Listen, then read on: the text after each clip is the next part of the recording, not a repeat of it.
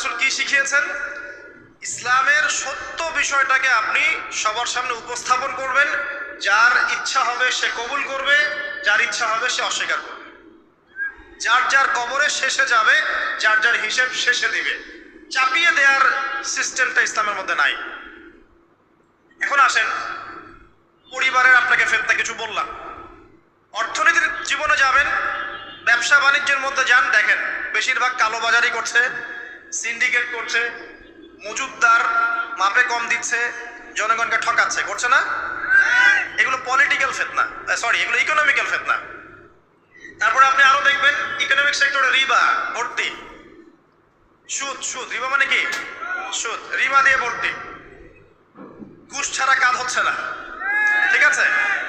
অন্যের সম্পদ আত্মসাৎ না করলে আমাদের পেটের ভাত হজম হচ্ছে না। তো এই যে দুর্নীতি বলেন, ঘুষ বলেন, রিবা বা সুদ বলেন, হ্যাঁ, তারপরে কালো বাজারি বলেন, কালো টাকা সাদা করার টেন্ডেন্সি বলেন, পাচার বলেন, সবগুলো অর্থনৈতিক ফিতনা। এগুলো হচ্ছে কি? অর্থনৈতিক ফিতনা।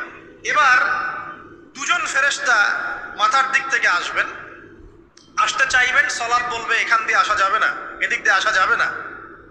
ডান দিক দিয়ে আসতে চাইবেন, এদিক দিয়ে আসা যাবে না। বাম দিক দিয়ে আসতে চাইবেন, যাকাত বলবে এদিক দিয়ে আসা যাবে না। পায়ের দিক দিয়ে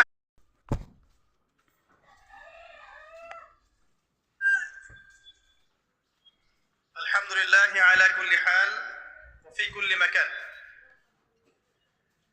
যদিও বা বর্তমান প্রেক্ষাপটে একজন মুসলিম ভালো থাকতে পারে না। বর্তমান প্রেক্ষাপট এতই খারাপ, কিয়ামতের আলামতগুলো এমন ভাবে প্রকাশ হয়েছে এখন যে একজন ইমানদার মুসলিমের পক্ষে নিশ্চিন্তে থাকা আর ভালো থাকাটা খুব কষ্টকর। তারপরেও নবী সাল্লাল্লাহু আলাইহি ওয়াসাল্লাম আমাদেরকে দিক নির্দেশনা দিয়েছেন যে যখন ফিতনার যুগ আসবে, ফিতনার যুগ বলতে চতুর্দিক থেকে ফিতনার ফাসাদ। ফিতনা ফাসাদ কেমন? মানে আল্লাহ রাব্বুল আলামিন কোরআনে একটা বিষয় বলছেন, সমাজ তার উল্টা চলছে, এগুলো ফিতনা। নবী সাল্লাল্লাহু আলাইহি ওয়াসাল্লাম হাদিসে একটা বিষয় বলেছেন, সমাজ তার উল্টা চলছে, এর নাম ফিতনা।